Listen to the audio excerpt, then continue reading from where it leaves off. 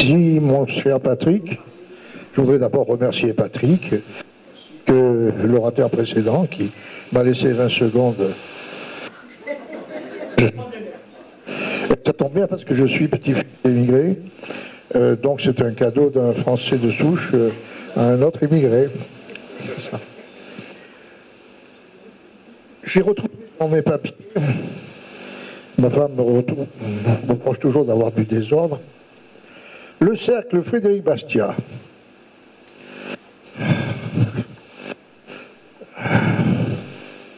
S'honorerait de votre participation au dîner-débat qui aura lieu le samedi 8 juin 1991 à 20h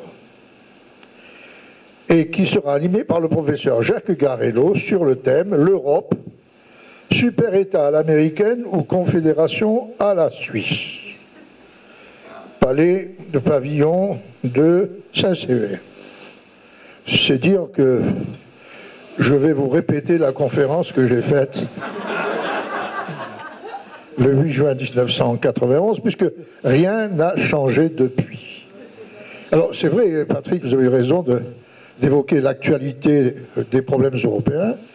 À l'instant, notre ami nous a expliqué que le problème n'était pas réglé en France et qu'il ne sera sûrement pas réglé au niveau européen. C'est un nouvel échec pour l'Europe. Et l'actualité, la semaine dernière, a été assez intéressante, puisqu'on a eu deux événements. D'abord l'échec de la conférence de Bratislava, qui s'est terminé par ce constat de Matteo Renzi, président du Conseil italien, dit l'Europe sans âme et sans avenir. Et aussi une grande leçon d'économie par le plus fantaisiste, le plus hétérodoxe et sans doute le plus nul des prix Nobel, qui s'appelle Joseph Stiglitz, qui a expliqué qu'on pourrait sauver l'Europe si les Allemands voulaient bien abandonner l'euro pour revenir aux marques, et ça permettrait à ceux qui resteraient dans la zone d'avoir une dévaluation compétitive, et les Allemands, à l'inverse, ne pourraient plus exporter parce qu'ils auraient une monnaie trop forte. Donc vous voyez ce que les économistes sont capables de dire et de faire. Mais ça a fait beaucoup de bruit, et beaucoup de journaux et de journaux financiers notamment ont repris ce thème qu'il est temps pour l'Europe de modifier complètement sa règle de fonctionnement, de sortir de l'euro, mais pas exactement de la même manière que d'autres y pensent en France. Et c'est en effet l'Europe un point important, un sujet stratégique, et c'est aussi un choix qui n'a jamais été fait. Or, l'importance de l'Europe, il n'échappe à personne. Tout à l'heure, Patrick a évoqué le Brexit, et qu'est-ce que ça va devenir? J'ai eu des positions très nuancées là-dessus. Les Anglais n'en savent rien, les Européens non plus, tant il est vrai que la vie économique, politique, diplomatique est horriblement compliquée, et bien malin celui qui peut dire ce que sera le chemin de l'Angleterre et de l'Europe, l'une vis-à-vis de l'autre et l'autre vis-à-vis de l'une. Actualité encore l'immigration, nous y revenons. Actualité, le fait qu'il y a actuellement négociation sur le traité de l'Atlantique de coopération et de libre-échange entre les Nord-Américains, États-Unis et Canada, et d'autre part l'Union européenne, et que les négociations traînent, qu'elles sont l'objet d'oppositions très vives, notamment en Allemagne, et que ça débouche aussi sur un genre de populisme anti-atlantique, anti-européen. Donc je crois que nous sommes en plein dans l'actualité, en parlant malheureusement à nouveau de l'Europe. Cette Europe qui est pour nous déterminante, parce que faut savoir que les 2/3 des textes qui sont évoqués par nos parlementaires sont simplement l'introduction dans le droit français de directives qui sont données par Bruxelles. C'est quelque chose que nous avons accepté, que la France a accepté, des gouvernements précédents, que deuxièmement, toute notre politique économique et budgétaire est guidée par les choix effectué par la Banque Centrale Européenne. C'est M. Mario Draghi qui a décidé de mettre des milliards d'euros sur le marché financier et qui nous engage dans la voie de la facilité, emprunter, ça coûte pas cher, ça va relancer la machine, et c'est la même fable qu'on nous vend depuis la crise de 2008. On estime que, inspiré par les idées keynésiennes et socialistes, on est en mesure de relancer la croissance simplement en donnant de l'argent à tout le monde. Il est bien sûr que plus on dépense, plus on s'enrichit, et je vous encourage donc dans la gestion de vos ménages à dépenser, même si vous n'avez pas d'argent, M. Draghi va vous en donner.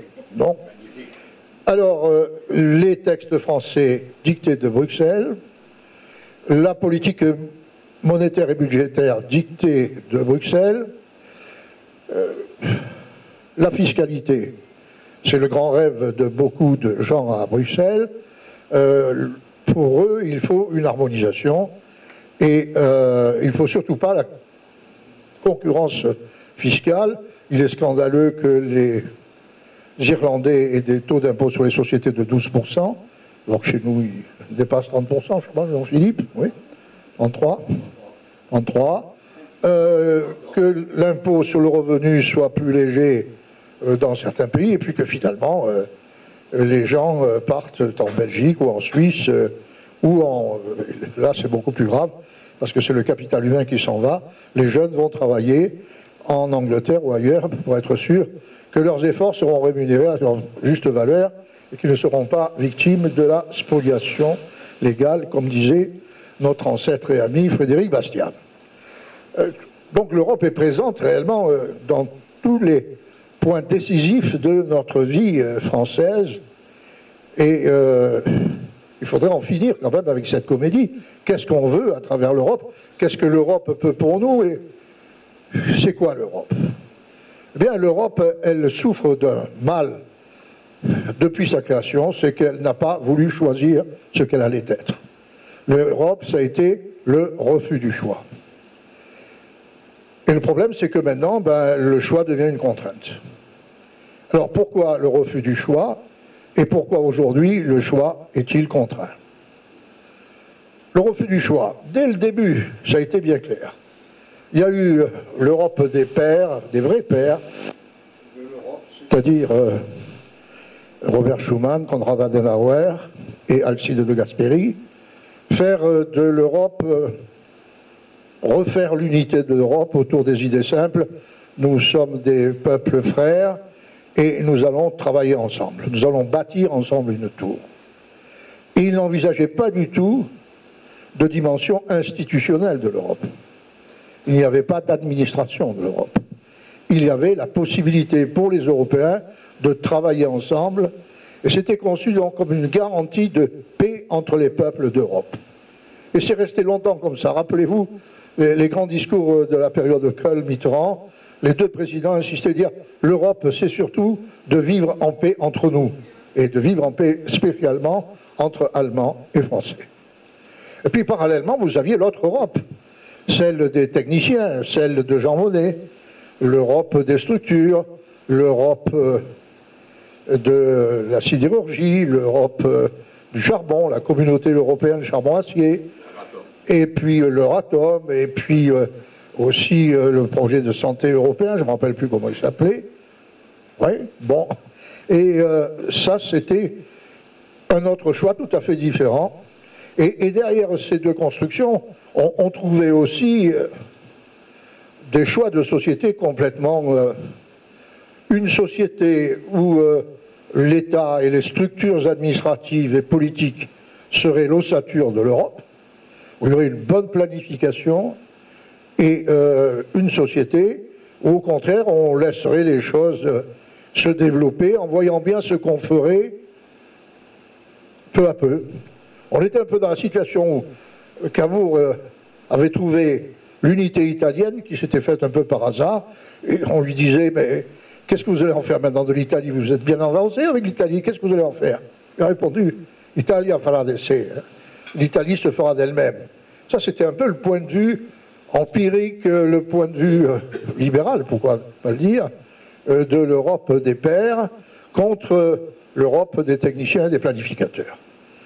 Alors très vite, cette opposition s'est renforcée.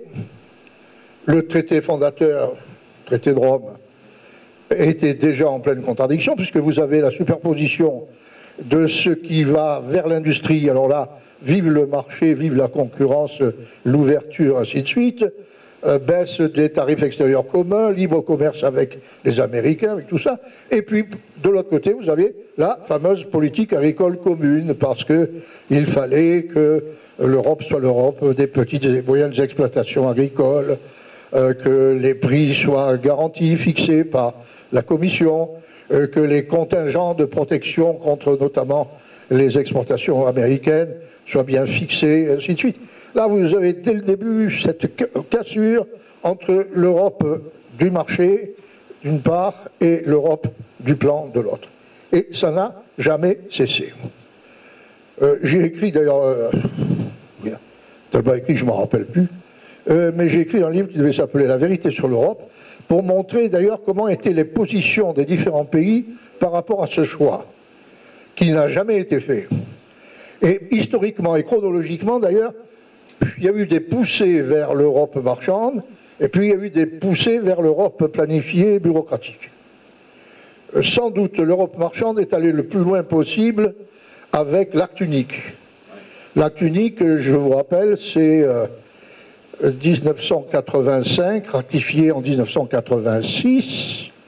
Il avait été signé par Laurent Fabius, Premier ministre français, et ratifié par Jacques Chirac, Premier ministre français, un an plus tard. Acte unique. L'acte unique, c'est celui de Margaret Thatcher. J'ai diminué l'État chez moi. Ce n'est pas pour le voir repousser, pousser à nouveau, à Bruxelles. Je ne me débarrasse pas de mes fonctionnaires, de mes réglementations, de mes impôts à Londres pour pouvoir maintenant trouver la même image de l'autre côté de la mer du Nord.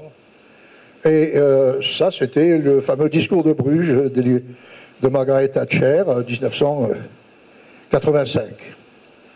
Et puis, simplement, M. Delors, qui évidemment n'était pas du tout partisan de cette approche, puisque lui était socialiste, partisan de l'État, planificateur, il avait fait ses preuves comme ministre des Finances, d'ailleurs, sous le règne de Pierre Mauroy, puisqu'ils étaient arrivés à faire 3 dévaluations en 2 ans. Donc Jacques Delors dit oui, mais vous devriez ajouter à l'acte unique un petit chapitre concernant l'union monétaire. Il faudrait bien créer une monnaie qui s'appellera l'euro. Voilà. Et ça a été un compromis. Margaret Thatcher a finalement cédé, que l'on ajouta ce petit volet monétaire qui était la porte ouverte à tout le dirigisme économique qu'il y a eu par la suite. Parce que qui dit politique monétaire commune, dit politique budgétaire, et puis ça dit politique industrielle, ça dit politique sociale, et peu à peu, vous avez vu l'Europe de ce que l'on appelait l'intégration, l'Europe de la concentration, l'Europe de la bureaucratie, l'Europe de Bruxelles, prendre le dessus sur l'Europe ouverte. Un petit espoir quand le mur de Berlin est tombé. On a dit l'Europe va repartir sur des bases nouvelles parce que c'est un afflux nouveau. Vous voyez, l'immigration a quand même beaucoup de mérite. Et vous vous rappelez la phrase de Jean-Paul II, l'Europe va enfin pouvoir respirer avec ses 2 poumons. C'est en effet que l'Europe, ce n'était pas ni l'Europe des 6, ni des 12, ni des 8. L'Europe, c'était ce que nous avions en avec tous ces peuples qui avaient été laissés à l'abandon et entre les mains des barbares communistes. Et alors là, on a dit, oui, ça va repartir, les jeunes en particulier. À l'époque, il m'est arrivé avec mon équipe de faire quelque chose comme 3 séminaires par semaine en Europe centrale et de l'Est. Donc on a visité tous les pays. Et ces jeunes étaient réellement épris de liberté. Une des universités d'été de l'époque bon, c'était plus ancien que ça, mais enfin, dans les années donc, qui ont suivi, dans les années 90-91, nous avons vu ces étudiants venir à la faculté d'Aix, 91 Roumains, une année, d'un seul coup. Nous avons vu des jeunes étudiants moscovites qui étaient sur les chars le jour où Helsinki a pris le pouvoir et où a été dissous le Parti communiste de l'URSS et l'URSS elle-même. Eh bien, ils étaient applaudis, bien sûr, puisqu'ils étaient les héros de cette révolution, qui était une révolution de la liberté, avec des pays nouveaux, avec des jeunes qui ne rêvaient que de montrer ce dont ils étaient capables. Et puis non, au contraire, la réaction a été réellement inverse, et on est retombé dans cette Europe qui a pris sa revanche, ces fonctionnaires européens, ces hommes politiques. Car finalement, quel était le choix qui n'a pas été fait? Le choix qui n'a pas été fait, c'est bien le choix entre la centralisation, la planification, l'économie dirigée d'une part, un droit imposé alors qu'il n'était pas du tout le produit d'une évolution sociale normale, qui était simplement une fabrication par des lobbies européens, et l'Europe au contraire de la liberté, l'Europe de l'ouverture, de la libre circulation des produits, des marchandises, des entreprises et des hommes. L'Europe pouvoir contre l'Europe espace. Est-ce que l'Europe c'est un nouveau gouvernement? Est-ce que c'est les États-Unis, comme on disait? Est-ce que c'est pouvoir centralisé? Car les États-Unis, ne vous y trompez pas, n'est pas un pays qui soit décentralisé. Les droits des États ont été peu à peu rognés. Et puis il y a eu un procès violent sur lequel je vais revenir dans un instant.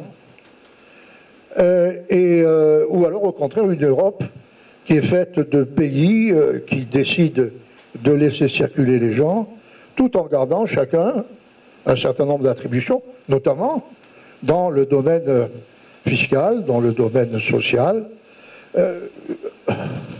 Un exemple de ce qu'aurait pu être l'Europe, et qui a été pendant un certain temps, quand on a interprété l'acte unique comme étant la possibilité de fondre dans le produit le poids des taxes qu'il supposait, c'est-à-dire que j'exporte un produit français, son prix contient toute la TVA française. Les Allemands exportent un produit allemand, ben c'est avec la TVA allemande. Quand on a cru que ça allait se passer, la TVA sur l'automobile en France était de 30%, elle était de 17% en Allemagne. Alors vous voyez la concurrence entre les voitures allemandes et les voitures françaises. Eh bien, en l'espace de 2 mois, la TVA française a perdu 10 points. Parce qu'on a compris que si on ne s'alignait pas sur les autres, eh bien, on allait être balayé. Ça, c'est la vertu de la concurrence, ça, c'est la vertu de l'ouverture.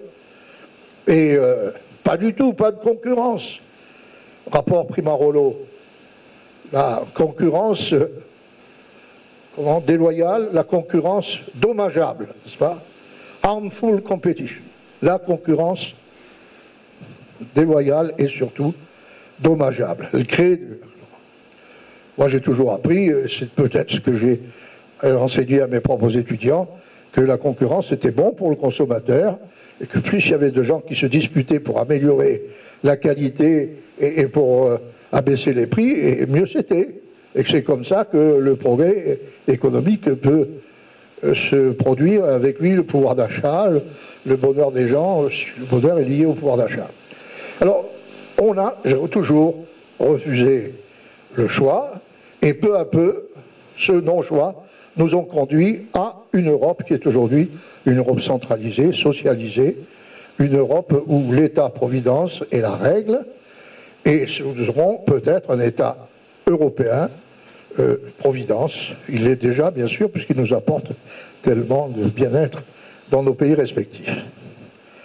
Eh bien aujourd'hui, on ne peut plus faire ça. Aujourd'hui, le choix doit être fait parce que les Européens ne sont pas les maîtres de leur stratégie.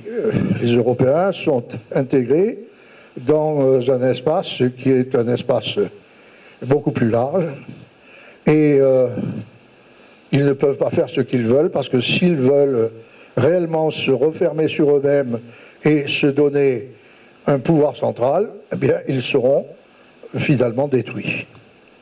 Or, ils vont être détruits de plusieurs manières. D'abord, ils vont se disputer entre eux. Il est évident qu'aujourd'hui, l'Europe type Merkel n'est pas l'Europe type Hollande. Et que l'on parle très souvent du Nord et du Sud, c'est hélas bien vrai. D'un côté, on est attaché à ne pas dépenser un argent qu'on n'a pas. Les budgets de beaucoup de pays européens sont en excédent, ou au moins en équilibre.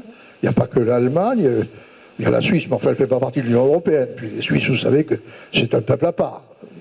Ils sont en Europe par hasard, on les a parachutés un jour comme ça. C'est une expérience, c'est un genre de martien venu en Europe. Bon, donc les Autrichiens, les Pays-Bas, la Suède, tout ça, c'est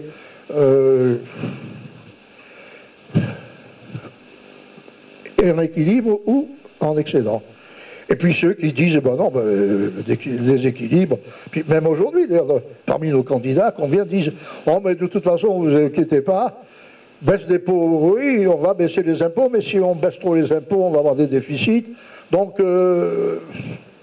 allez, va pour le déficit, c'est pas 3, ben ce sera 4,5, 5. De toute façon, nos partenaires européens feront bien ce que nous autres Français, nous sommes obligés de faire. On ne peut pas. On est coincés. Ils ne vont pas nous assassiner. Bon. Ce genre de raisonnement, je crains qu'il ne soit plus acceptable par un certain nombre de pays, notamment d'ailleurs par les pays d'Europe centrale. On parle de la fronde des Polonais, des Tchèques, des Slovaques, des Hongrois. Et c'est déjà une manière de signifier que ou bien on fait un choix, ou bien on éclate. Mais ça n'est pas la première hypothèque qui pèse sur l'avenir de l'Europe.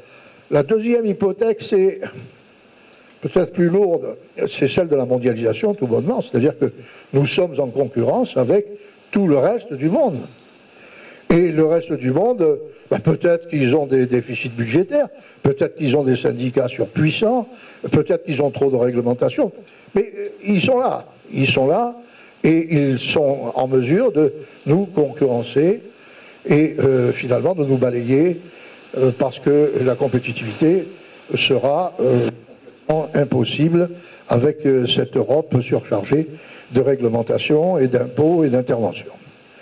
Alors voilà, ça c'est une contrainte. Mais je ne voudrais pas parler que d'économie, bien que professeur d'économie.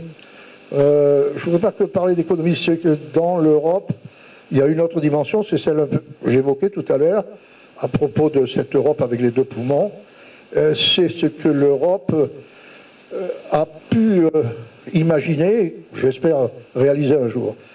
L'Europe peut imaginer, parce qu'elle a été cela au moment de la Renaissance, elle a été à nouveau au XIXe siècle, être des espaces ouverts, des espaces de libre-échange. Vous rappelez quand même que Bastia a beaucoup fait pour naissance du traité de commerce franco-anglais avec Michel Chevalier, Bastia, ami de Cobden, n'est-ce pas? Ils savent que le libre-échange, comme je l'ai évoqué tout à l'heure, c'est bon pour les gens les plus modestes. Et que ça, c'est le vrai progrès social. Le progrès social naît de la concurrence et de la liberté. Et puis, notre ami Bernard a aujourd'hui rappelé ce que l'échange a comme vertu, le déplacement de quelqu'un d'ici ou là. Pendant très longtemps, et peut-être à cause d'Adam Smith, pour ceux qui ne connaissent pas très bien, hélas il y en a beaucoup, pendant très longtemps on a cru que le bienfait de l'échange c'était la spécialisation. Alors, on a parlé de la division internationale du travail, d'ailleurs les soviétiques qui comprenaient tout, avaient divisé le travail entre les différents pays, toi tu fabriques du charbon, toi tu fabriques du blé, etc. Et de toute manière c'était l'URSS qui prenait, les Russes qui prenaient la majorité. Bon, ça n'a jamais été vrai. Aujourd'hui, 2/3 du commerce mondial est fait de ce qu'on appelle des échanges croisés. C'est-à-dire que les Français exportent des voitures vers les Allemands, qui exportent vers la France, qui exportent vers les Anglais exportent des voitures vers la France. Échange croisé, il n'y a pas de spécialisation internationale. Ça n'existe pas. Alors qu'est-ce qui existe? Ce qui existe, c'est la communication entre les gens. C'est que les idées circulent. Et que peu à peu, on s'enrichit parce qu'on voit ce que les autres font. Ce n'est pas la division du travail, c'est la division du savoir. Voilà quel est l'intérêt de l'échange. Voilà quel est l'intérêt du marché. C'est de permettre d'accéder sans cesse à ce qu'il y a de mieux pour tout le monde. Et c'est un véhicule extraordinaire. Et alors quand le véhicule arrive là, sur le quai, disons non, qu'il ne rentre pas. Qu'il ne rentre pas parce que nous, on ne sait pas faire. Alors on ne sait pas faire, ça veut dire qu'on n'est pas prêt à augmenter notre travail, à diminuer nos impôts, notre réglementation. Alors on n'est pas compétitif, donc vous restez à la rue. Aujourd'hui, c'est l'Europe qui va rester à la rue, ou certains pays d'Europe qui continueront à prendre l'Europe comme une forteresse contre le reste du monde. L'Europe forteresse est une catastrophe. Et on est toujours tenté. Et que disent les protectionnistes français, comme d'ailleurs du temps de Bastia? Oh, dit, vous savez, c'est pas tellement pour nous que pour l'intérêt général. On protège, mais, je disais Bastia, si, la lumière du soleil, on devrait quand même fermer toutes les fenêtres, les issues, les œils de bœuf, etc. Pourquoi? Parce que, oui, pétition des marchands de chandelles. Hein, mais ce n'est pas nous, marchands de chandelles, ce n'est pas notre industrie que nous voulons. Parce que si on prend la mesure protectionniste, il se vendra beaucoup plus de juifs, n'est-ce pas? Donc les troupeaux se multiplieront, on ira à la chasse à la baleine, ce qui développera notre marine, et ainsi de suite, ainsi de suite. Donc le protectionnisme, c'est une démagogie invraisemblable. On vous fait remarquer que ce n'est pas les privilèges des fonctionnaires qu'on défend, ce n'est pas la SNCF, ce n'est pas l'URSSAF. Ce qu'on défend, c'est l'intérêt général français. Voilà. Alors ça, c'est évidemment quelque chose de dramatique. L'échange est une rencontre libre entre des hommes libres. Si vous supprimez l'échange, si vous ne libérez pas l'échange, eh bien, naissent l'incompréhension, puis après l'incompréhension, la xénophobie, et après la xénophobie, la guerre. Quand même se rappeler, une statistique, j'aime pas beaucoup les chiffres, je suis d'une école économique où on parle pratiquement jamais des chiffres, mais entre 1930 et 1938, le volume du commerce mondial a été diminué, a été divisé par 8. 8 fois moins d'échanges mondiaux.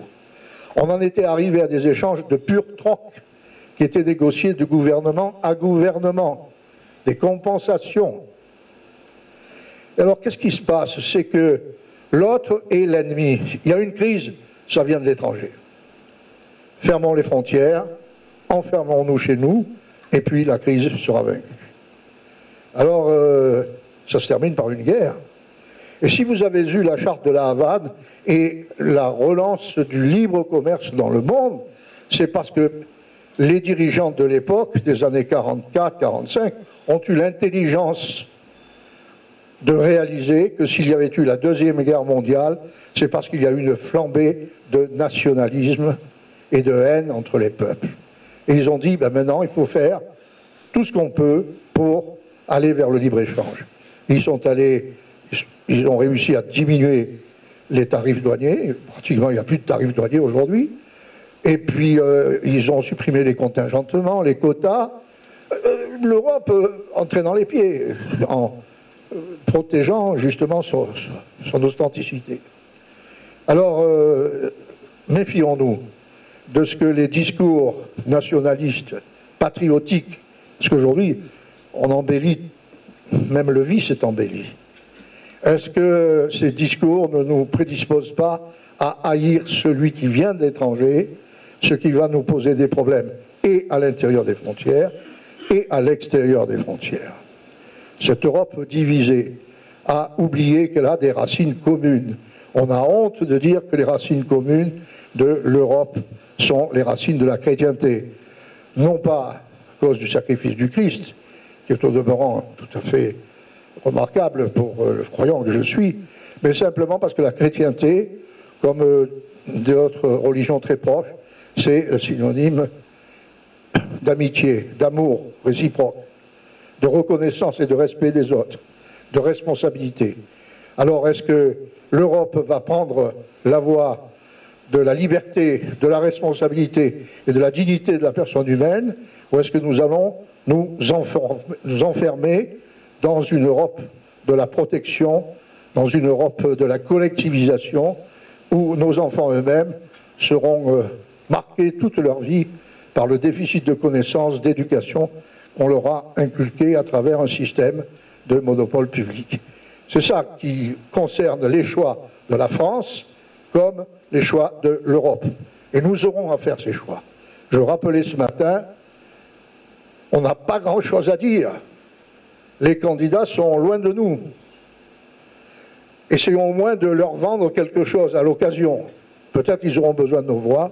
Essayons de faire le bon calcul. C'est pourquoi, mon cher Jean-Paul, publicité aussi, je viens de terminer, grâce à Paul Beaumartin aussi, à l'édition des Libres-Échanges, un petit livre qui s'appelle Le vote libéral. Oui, nous pouvons faire quelque chose si nous comprenons que l'Europe est l'objet d'un choix de société et que l'Europe est l'objet d'un choix d'humanité. Merci.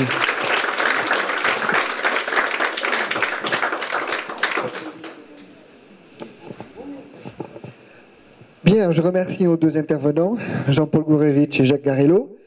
Qui c'est qui veut poser la première question pour l'un des... 28 minutes. Alors, on a 2 minutes de plus pour le débat. Les libéraux savent être généreux.